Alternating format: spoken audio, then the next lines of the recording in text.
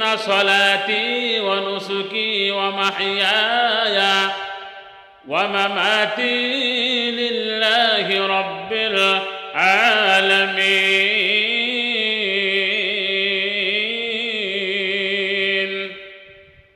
আল্লাহ বলেন, হে নবী, আপনি জানিয়ে দিন আমার নামাজ, আমার কুরবানি, আমার হায়াত, আমার মৌত একমাত্র মহান রবের জন্য।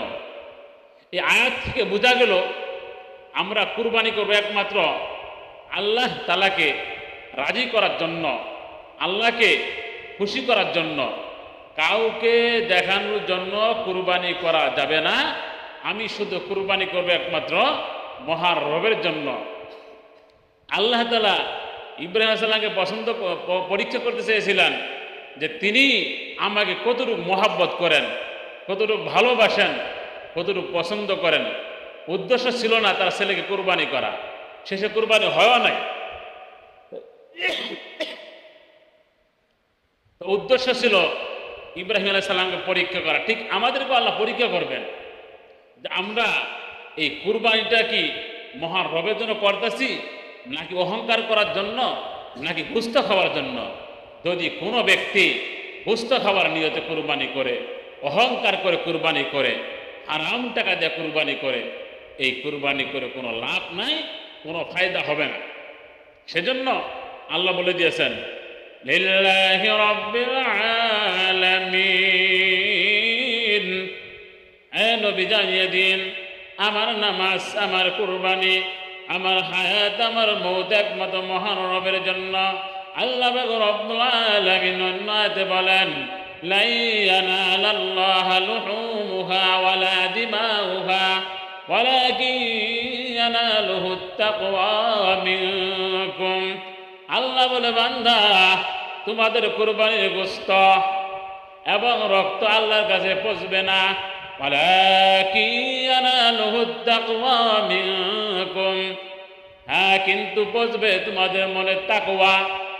আমার মন দেখবে, আল্লাহ আমার দিল দেখবে, আল্লাহ আমার অন্তর দেখবে। আমি কি কুরবানি আল্লাহর জন্য করলাম, নাকি মানুষকে দেখানোর জন্য করলাম, নাকি গোশত খাওয়ার নিয়তে করলাম? আল্লাহ বলে, বান্দা, তোমার তাকওয়া দেখবো, তোমার অন্তর দেখবো, তোমার দিল দেখবো। এই কুরবানি কি একমাত্র লিল্লাহি রাব্বিল আলামিন, মহান রবের জন্য করছো, নাকি মানুষকে দেখানোর জন্য করছো? ওয়ালাকিন ইয়ানালুহুত তাকওয়া মিনকুম। আল্লাহ বলে, তোমাদের মনের তাকওয়া, তোমাদের অন্তর, তোমাদের দিল আল্লাহর কাছে পৌঁছবে। وقال تعالى قل إن صلاتي ونسكي ومحياي ومماتي لله رب العالمين. وقال تعالى فصل لربك وانحر. عن أبي هريرة رضي الله تعالى عنه قال قال رسول الله صلى الله عليه وسلم ما من أيام أحب إلى الله أن يتعبد فيها من عشر ذي الحج يعدل صيام كل يوم بصيام سنة وقيام كل ليلة بقيام ليلة القدر أو كما قال النبي عليه الصلاة والسلام. صدق الله المولانا العظيم وصدق رسوله النبي الكريم ونحن على ذلك من الشاهدين والشاكرين والذاكرين والحمد لله رب العالمين.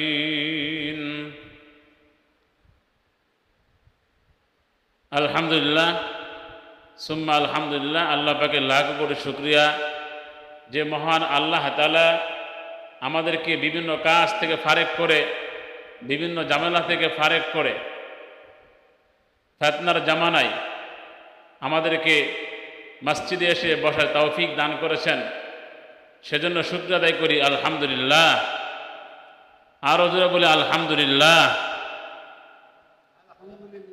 যাই হোক, আমরা সবাই জানি সামনে কোরবানি আগত, বেশি দিন নয়, খুবই কাছাকাছি।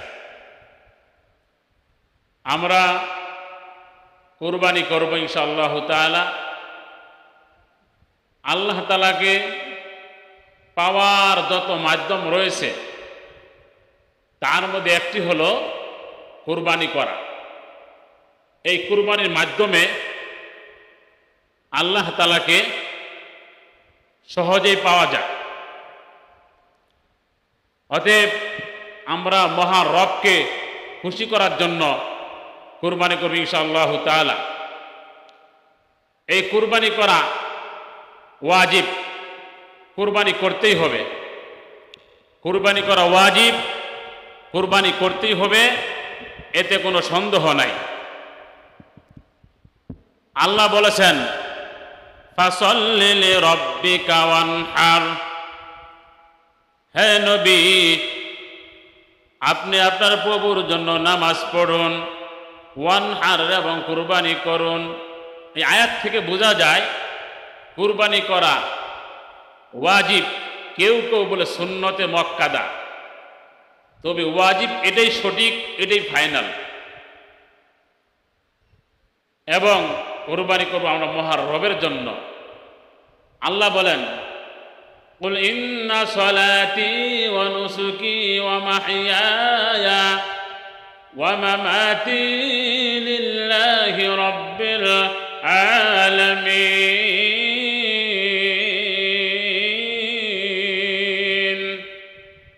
আল্লাহ বলেন, হে নবী আপনি জানিয়ে দিন আমার নামাজ, আমার কুরবানি, আমার হায়াত, আমার মৌত একমাত্র মহান রবের জন্য।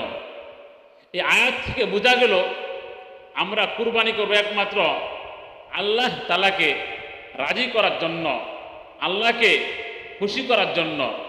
কাউকে দেখানোর জন্য কুরবানি করা যাবে না। আমি শুধু কুরবানি করব একমাত্র মহান রবের জন্য। আল্লাহ তাআলা ইব্রাহিম আলাইহিস সালামকে পরীক্ষা করতে চেয়েছিলেন যে তিনি আমাকে কতটুকু মহাব্বত করেন, কতটুকু ভালোবাসেন, কতটুকু পছন্দ করেন। উদ্দেশ্য ছিল না তার ছেলেকে কুরবানি করা, শেষে কুরবানি হয়ও নাই। উদ্দেশ্য ছিল ইব্রাহিম আলাইহিস সালামকে পরীক্ষা করা। ঠিক আমাদেরকে আল্লাহ পরীক্ষা করবেন যে আমরা এই কুরবানিটা কি মহান রবের জন্য করতেছি, নাকি অহংকার করার জন্য, নাকি গোশত খাওয়ার জন্য। যদি কোনো ব্যক্তি গোশত খাওয়ার নিয়তে কুরবানি করে, অহংকার করে কুরবানি করে, হারাম টাকা দিয়ে কুরবানি করে, এই কুরবানি করে কোনো লাভ নাই, কোনো ফায়দা হবে না। সেজন্য আল্লাহ বলে দিয়েছেন, লিল্লাহি রাব্বিল আলামিন, হে নবী জানিয়ে দিন আমার নামাজ, আমার কুরবানি, আমার হায়াত, আমার মৌত একমাত্র মহান রবের জন্য। আল্লাহ রাব্বুল আলামিন অন্য আয়াতে বলেন, লা ইয়ানালাল্লাহু লুহুমুহা ওয়ালা দিমাউহা ওয়ালাকিন ইয়ানালুহুত তাকওয়া মিনকুম। আল্লাহ বলে, বান্দা তোমাদের কুরবানির গোশত এবং রক্ত আল্লাহর কাছে পৌঁছবে না, ওয়ালাকিন ইয়ানালুহুত তাকওয়া মিনকুম, হ্যাঁ কিন্তু পৌঁছবে তোমাদের মনের তাকওয়া। আমার মন দেখবে, আল্লাহ আমার দিল দেখবে, আল্লাহ আমার অন্তর দেখবে। আমি কি কুরবানি আল্লাহর জন্য করলাম, নাকি মানুষকে দেখানোর জন্য করলাম, নাকি গোশত খাওয়ার নিয়তে করলাম? আল্লাহ বলে, বান্দা তোমার তাকওয়া দেখবো, তোমার অন্তর দেখবো, তোমার দিল দেখবো। এই কুরবানি কি একমাত্র লিল্লাহি রাব্বিল আলামিন, মহান রবের জন্য করছো, নাকি মানুষকে দেখানোর জন্য করছো? ওয়ালাকিন ইয়ানালুহুত তাকওয়া মিনকুম। আল্লাহ বলে, তোমাদের মনের তাকওয়া, তোমাদের অন্তর, তোমাদের দিল আল্লাহর কাছে পৌঁছবে। আল্লাহ দেখবে বান্দা কুরবানি করছে আমার জন্য, নাকি মানুষকে দেখানোর জন্য করছে। যাই হোক, আমরা কুরবানি করব একমাত্র মহান রবকে খুশি করার জন্য, আল্লাহকে খুশি করার জন্য, মানুষকে দেখানোর জন্য নয়। তাহলে হবে এই কুরবানি সার্থক, তবে এই কুরবানির দ্বারা আমি নেকি পাবো, সওয়াব পাবো। হাদিস শরীফে আসছে যদি কোনো ব্যক্তি বকরি কুরবানি করে আল্লাহ তাআলা তার আমল নামায় প্রতিটি পশমের বিনিময়ে একটি করে নেকি দান করবে। সুবহানাল্লাহ বলেন, অনেক বড় নেকি। তখন সাহাবায়ে কেরাম প্রশ্ন করলেন, হে আল্লাহর নবী, দুম্বার ব্যাপারে, বেড়ার ব্যাপারে আমরা কি ফতোয়া? বেড়া তো অনেক পশম বেশি, বেড়া তো ছিলেন সবাই, অনেক পশম। আল্লাহ নবী বলেন, বেড়াও যদি কোনো ব্যক্তি কোরবানি দেয় তার আমল নামায় প্রতিটি পশমের বিনিময়ে আমি আল্লাহ একটি করে নেকি দান করব। সুবহানাল্লাহ বলে। অতএব কুরবানি অনেক নেকির কাজ, অনেক সওয়াবের কাজ। আমি যেহেতু জিলহজ মাস চলে, এখন আমি আপনাদের সামনে জিলহজ মাস সম্পর্কে কিছু আলোচনা করব ইনশাআল্লাহ তাআলা। আমরা সবাই কুরবানি করব মহান রবের জন্য। আল্লাহ তাআলা আমাদের সকলকেই মহান রবকে খুশি করার জন্য, আল্লাহকে খুশি করার জন্য কুরবানি করার তৌফিক দান করুন। সবাই বলে আমিন। আমি আপনাদের সামনে একটি হাদিস তেলাওয়াত করেছি। আন আবি হুরায়রা রাদিয়াল্লাহু তাআলা আনহু قال قال رسول الله صلى الله عليه وسلم ما من أيام أحب إلى الله। আবু রাদিয়াল্লাহু তাআলা আনহু থেকে বর্ণিত, তিনি বলেন, নবীজি বলেন, দিন সমূহের মধ্যে সবচাইতে পছন্দনীয় দিন হলো আল্লাহর নিকট, আল্লাহর কাছে সবচাইতে পছন্দনীয় দিন হলো জিলহজ মাসে। উত্তম দিন হলো, নেকির কাজ হলো, সওয়াবের কাজ হলো এই দিনগুলোতে আমল করা, রোজা রাখা। জিলহজ মাসে রোজা রাখা, এবং নবীজি বলতেছেন, ইয়া দিলু সিয়ামু কুল্লি লাইলাতিন, যে প্রত্যেকটি রোজার বিনিময়ে আল্লাহ তাআলা বিসিয়ামি সানাতিন, এক বছরের নেকি দান করে। সুবহানাল্লাহ বলি। এত সওয়াব জিলহজ মাসে রোজা রাখা। এবং নবীজি বলেন, ওয়া কিয়ামু কুল্লি লাইলা, নবীজি বলেন প্রত্যেক মাসে, প্রত্যেক রাত্রে ইবাদত করা, বিকিয়ামি লাইলাতুল কদরি, লাইলাতুল কদরে আমল করলে যে নেকি হয়। জিলহজ মাসে যে ব্যক্তি রাতে জেগে জেগে নামাজ পড়বে, ইবাদত করবে, কিয়ামুল লাইল করবে, আল্লাহর নবী ঘোষণা করেন ওই ব্যক্তিকে লাইলাতুল কদর রাতে জেগে জেগে নামাজ পড়লে যে সওয়াব হতো, আল্লাহ সেই নেকি দান করে। সুবহানাল্লাহ। জিলহজ মাস এত গুরুত্বপূর্ণ, এত নেকির কাজ। এই জিলহজ মাসকে গুরুত্বপূর্ণ জন্য আল্লাহ তাআলা কোরআনে বলেছেন, ওয়াল ফাজর ওয়া লায়ালিন আশ ওয়াশ শাফি ওয়াল ওয়াতর ওয়াল লাইলি ইযা ইয়াস। বেশ কিছু আয়াতের কসম করে বলছে জিলহজ মাস খুবই গুরুত্বপূর্ণ। এই দশম রাত্রিতে যদি আমাদের দ্বারা সম্ভব হয়, আমরা প্রত্যেক রাত্রে 10 রাকাত 12 রাকাত নামাজ করে ঘুমাবো। এতে করে আমি লাইলাতুল কদরের নেকি পেয়ে যাব, লাইলাতুল কদরের সওয়াব পেয়ে যাব।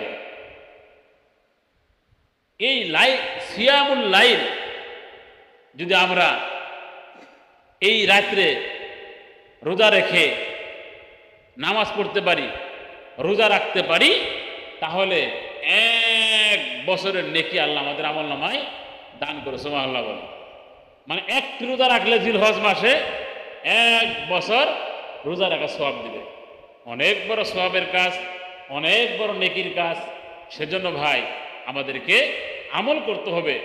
জিলহজ মাসে আরো একটি আমল আছে, বলে দেই। হে আল্লাহর নবী, আপনি তো কুরবানি করতে বলছেন। যাদের সামর্থ্য নাই, যাদের টাকা নাই, তারা কি করবে? নবীজি বলেছেন, যাদের টাকা নাই, সামর্থ্য নাই, যারা কুরবানি করতে পারবে না, তারা যেন জিলহজ মাসের 1 তারিখ থেকে নিয়ে কুরবানি পর্যন্ত হাতের নখ, পায়ের নখ, চুল, বুগলের চুল কাটবে না। এটা আজকে থেকে ভালো করে খেয়াল করবেন। যাদের মুছ কাটার প্রয়োজন, যাদের নখ কাটার প্রয়োজন আজকেই কেটে নেবেন, আজকেই কেটে নেবেন। এগুলো আজ কাটার পরে থেকে নিয়ে 10 তারিখ কুরবানির দিন আগ পর্যন্ত কাটবেন না। কুরবানির দিন ঈদের নামাজ পড়ে মুছ ছুটো করবেন, নখগুলো কাটবেন। আল্লাহ তাআলা আপনার আমল নামায় পরিপূর্ণ কুরবানির সওয়াব দান করে, সুবহানাল্লাহ বলেন। তবে দাড়ি কাটা যাবে না, ভুল বুঝেন না আবার। ওই তারা দাড়িও কাটে সওয়াব অর্জন করি, এটা তো নবীর সুন্নাত, রাখা ওয়াজিব। এটা কাটার কোনো সুযোগ, যেগুলো কাটার প্রয়োজন, যে চুলগুলো রয়েছে বগলা আরো ইত্যাদি আমরা জানেন, এখানে বিস্তারিত বলা উচিত হবে না। তা আমরা এই চুলগুলো কাটবো না, নখগুলো কাটবো না। যাদের প্রয়োজন আজকে কেটে নেবেন। আমি কেটে আসছি আজকে আসার সময়, কারণ আর কাটতে পারবো না। মুছগুলো কাটবেন না। আপনি যদি চুলগুলো মুছগুলো কুরবানির দিন কাটেন, আল্লাহ তাআলা আমরা কুরবানি করলে যে সওয়াব দিবে, আল্লাহ তার আমল নামায় সেই নেকি দান করে, সুবহানাল্লাহ বলে। অতএব গরিবদের টেনশন করার কারণ নাই। সামর্থ্য নাই কুরবানি দিবেন না, টেনশন কিসের? সামর্থ্য নাই যাকাত দিবেন না, চিন্তা কিসের? সামর্থ্য নাই যাকাত দিবেন না, চিন্তা কিসের? থাকলে দিবেন, আল্লাহ সহজ করে দিয়েছে। গরিব যারা মধ্যবিত্ত, আল্লাহ তাদের জন্য সহজ করে দিয়েছে। এবং জিলহজ মাসের প্রথম 10 দিনের মধ্যে একটা দিন হলো আরাফার দিন। কিসের দিন? আরাফার দিন। আমাদের দেশের হিসাব অনুযায়ী 9 তারিখ, আর সৌদি আরবের দেশের অনুযায়ী 8 তারিখে আরাফার দিন। আর আমাদের কয় তারিখ? 9 তারিখ। আমাদের 9 তারিখ। এই 9 তারিখে আমরা রোজা রাখবো। যদি প্রত্যেক দিন রাখতে পারেন আজ থেকে নিয়ে, আরো সওয়াব বেশি, নেকি বেশি, সওয়াব বেশি হবে। কিন্তু আমরা যদি সবগুলো করতে না পারি, আপাতত 9 জিলহজ আরাফার দিন আমরা একটি রোজা রাখবো ইনশাআল্লাহ। عن أبي هريرة رضي الله تعالى عنه قال قال رسول الله صلى الله عليه وسلم, এই হাদিসের মধ্যে আল্লাহ নবী বলেছেন যে সাহাবী বলতেছেন, আমি গণনা করে দেখেছি আল্লাহ পাকের দরবারে, গণনা করে দেখেছি যে এই মাসে জিলহজ মাসে রোজা রাখার অনেক নেকি রয়েছে, সুবহানাল্লাহ বলেন। এবং এই জিলহজ মাসে যদি আরাফার দিনে 9 তারিখে কোনো ব্যক্তি রোজা রাখে, আল্লাহ পাক রব্বুল আলামিন ক্বাবলাহু ওয়া বা'দাহু, তার আগের এবং পরের গুনাহ ক্ষমা করে দেবে, সুবহানাল্লাহ বলেন। অতএব এটাকে আমরা হালকা মনে করব না, নরমাল মনে করব না। আমরা কুরবানি করব, আমল করব, নেকির কাজ করব। এই 10 দিন আমল বেশি বেশি করব ইনশাআল্লাহ, অবহেলা করব না। একটু কষ্ট হবে, একটু কষ্ট হবে। এবং এই 9 এই প্রথম যে 10 দিন জিলহজের, এর মধ্যে আরো একটি আমল, সেটা হলো আমাদের আগামী 9 জিলহজ ফজর থেকে নিয়ে 13 জিলহজ আসর পর্যন্ত আইমে তাশরিক তাকবীর পড়তে হবে। খেয়াল করেন, 9 জিলহজ ফজর থেকে নিয়ে 13 জিলহজ আসর পর্যন্ত 23 ওয়াক্ত নামাজে, কত ওয়াক্ত নামাজে? 23 ওয়াক্ত নামাজে, প্রত্যেক ফরজ নামাজের পরে নারী ও পুরুষের জন্য আইএমএ তাশরিক পড়া একবার করে, এটা ওয়াজিব। মা বোনেরা ঘরে পড়বে, জোরে জোরে পড়ার দরকার নাই।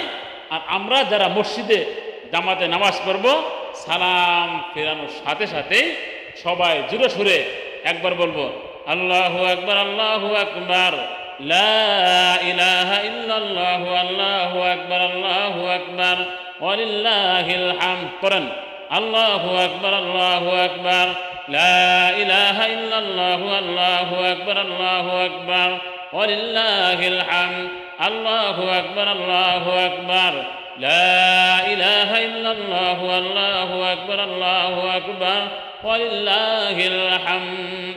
এটা শুরু হবে 9 জিলহজ ফজর থেকে নিয়ে 13 জিলহজ আসর পর্যন্ত। আমি কি বুঝাইতে পারছি আপনাদেরকে? 9 জিলহজ ফজর থেকে শুরু হয়ে 13 জিলহজ আসর নামাজ পর্যন্ত, অর্থাৎ আসর নামাজ পড়ে আল্লাহু আকবার লা ইলাহা ইল্লাল্লাহু আল্লাহু আকবার ওয়ালিল্লাহিল হামদ বলে শেষ হতে হবে। সেজন্য আমরা এই আমলগুলো করব। সামনে যেহেতু আরও একটি জুমা পাবো কুরবানির আগে, সেজন্য আমরা সেদিন আর কুরবানি বিস্তারিত আলোচনা করব ইনশাআল্লাহ তাআলা। আজকে আমি কিছু জরুরি মাসলা নিয়ে আলোচনা করব, খুবই জরুরি ইম্পর্টেন্ট মাসালা। আমরা কুরবানি করি কিন্তু অনেকের ভুল হয়ে যায়, মাসালা বুঝে না, মাসালা জানে না। সেজন্য এই মাসালাগুলো জেনে কুরবানি করলে আর অনেক নেকি হবে, অনেক সওয়াব হবে এবং কোনো কুরবানির ভিতরে ভুল থাকবে। সেজন্য মনোযোগ সহকারে এই মাসালাগুলো শুনবেন। এই মাসালাগুলো বলেই আমার আলোচনা আজ শেষ হবে। আবার আগামী জুমায় কুরবানি কেন, কি জন্য ইসমাইল সালামকে জব করছেন এই বিষয়ে ইনশাআল্লাহ আমি আলোচনা করব। আজকে কিছু মাসলা আলোচনা করব। শেষে আবার বলছি, কুরবানি কার জন্য করবো বলেন তো? আল্লাহর জন্য। কার জন্য? আল্লাহ বলে, বান্দা আমার জন্য কুরবানি করবা, আমার জন্য নামাজ পড়বা, আমার জন্য যাকাত দিবা, আমার জন্য হজ করবা, আমার জন্য দান করবা, আমার জন্য ইমামকে সম্মান করবা, আমার জন্য ইমামের হাদিয়া দিবা। কার জন্য দিবেন? ইমাম তো কাজ করে আখিরাতের। কিসের কাজ করে? আখিরাতের না, তা আল্লাহর কাজ করতেছে। তা আল্লাহ বলে, বান্দা আমাকে খুশি করার জন্য ইমামকে খুশি করবা, ইমামকে হাদিয়া দিবা, ঠিক মতো নামাজ পড়বা এবং ঠিক মতো কোরবানি করবা। পৃথিবীর কাউকে দেখানোর জন্য কোরবানি করবা না। আমি আল্লাহ পাক রব্বুল আলামিন এভাবে আমল করে আমার কাছে আসলে আমি আল্লাহ পাক রব্বুল আলামিন তোমাদেরকে জান্নাত দিয়ে দিব। লিল্লাহি রাব্বিল আলামিন। আল্লাহু আকবার বলেন। আমার বান্দা, হে আমার ইমানদার বান্দাগণ, আমি তোমাদেরকে বলে যাই, কুরবানি করবা আল্লাহর জন্য, কাউকে দেখানোর জন্য না। কুরবানি করবা আল্লাহর জন্য, গুস্ত খাওয়ার নিয়ত না। কুরবানি করবা হারাম টাকা দিয়া না, কুরবানি করবা হালাল টাকা দিয়া। কুরবানি করবা মহান রবকে খুশি করার জন্য। লিল্লাহি রাব্বিল আলামিন। এভাবে কুরবানি করতে পারলে আল্লাহ পাক রব্বুল আলামিন তোমার আমল নামায় অগণিত সওয়াব দান করবে। সুবহানাল্লাহ বলেন। আল্লাহ বলে, বান্দা আমার জন্য নামাজ পড়বা, আমার জন্য কুরবানি করবা, গরিবকে গোশত বিলিয়ে দিবা, গোশত খাওয়ার নিয়তে কুরবানি করবা না। আমি আল্লাহ তোমাকে নেকি দান করব। এই নেকির বিনিময়ে আমি আল্লাহ পাক রব্বুল আলামিন এই সমস্ত বান্দার জন্য, এই সমস্ত ইমানদার বান্দার জন্য আমি আল্লাহ পাক রব্বুল আলামিন নিয়ামতপূর্ণ জান্নাত রেখে দিয়েছি। সুবহানাল্লাহ বলেন। কেমন জান্নাত? আল্লাহ বলে, বান্দা কেমন জান্নাত? এমন জান্নাত রেখে দিয়েছি যে জান্নাতের নিয়ামতের শুরু আছে আর শেষ হবে না। সুবহানাল্লাহ বলেন। আল্লাহ বলে, বান্দা লা মাকতুআতিন ওয়ালা মামনুআহ। আল্লাহ বলে, বান্দা জান্নাতের নিয়ামতের শুরু আছে, শেষ হবে না। এই আয়াতে আল্লাহ বলে, লা মাকতুআতিন ওয়ালা মামনুআ। জান্নাতের নিয়ামত বান্দা খাইতে থাকবে, বান্দা খাইতে থাকবে, বান্দা খাইতে থাকবে। আঙ্গুর খাবে, বেদনা খাবে, আপেল খাবে, কলা খাবে, আনার খাবে, আরো নিয়ামত পাবে, সব কিছু নিয়ামত খাবে। আল্লাহ বলে, বান্দা নিয়ামত খাইতে থাকবা। লা মাকতুআতিন ওয়ালা মামনুআ। এই নিয়ামত শেষ হবে না। সুবহানাল্লাহ বলেন। ওয়ালা মামনুআ। এই ফল তুমি খাইবা, এই নিয়ামত খাইবা, তোমাকে কেউ নিষেধ করবে না। সুবহানাল্লাহ বলেন। তার বলতে পারেন, হুজুর জান্নাতের নিয়ামত শেষ হবে না কিভাবে সম্ভব? আমরা তো দুনিয়াতে যখন খাই তখন দেখি শেষ হয়ে যায়। শেষ হয়ে যায় কিনা? আল্লাহ বলে, বান্দা জান্নাতে যে ফলের গাছ থাকবে, এই ফলের গাছ থেকে একটা নিয়ামত, একটা ফল টান দিয়ে সিরা খাইতে দেরি হবে, ওই গাছে আরো একটি ফল আসতে দেরি হবে। সুবহানাল্লাহ বলবা। এটাই নিয়ামত। এবং দেখবেন আমরা যখন দুনিয়াতে কোনো খাবার খাই 5 জনে মিলে, বন্ধুরা মিলে মুড়ি ভর্তা খাই, আম ভর্তা খাই, খাই কিনা 5 জনে মিলে। যখন আম ভর্তা 5 জনে মিলে খাই, মুড়ি ভর্তা 5 জনে মিলে যখন খাই, দেখবেন শেষের দিকে যখন শেষ হয়ে যায়, এই তুই খাইস না, এই তুই খাইস না, এটা জগা লাগে কিনা, কারাগারি লাগে কিনা, এই তুই বেশি খাইছস, কয় কিনা বলে, তুই বেশি খাইছস, এই আমি খাই নাই, এই তুই ভাই খাইস না, আমার একটু খাইতে, আমি কম খাইছি, বাধা দেয় কিনা?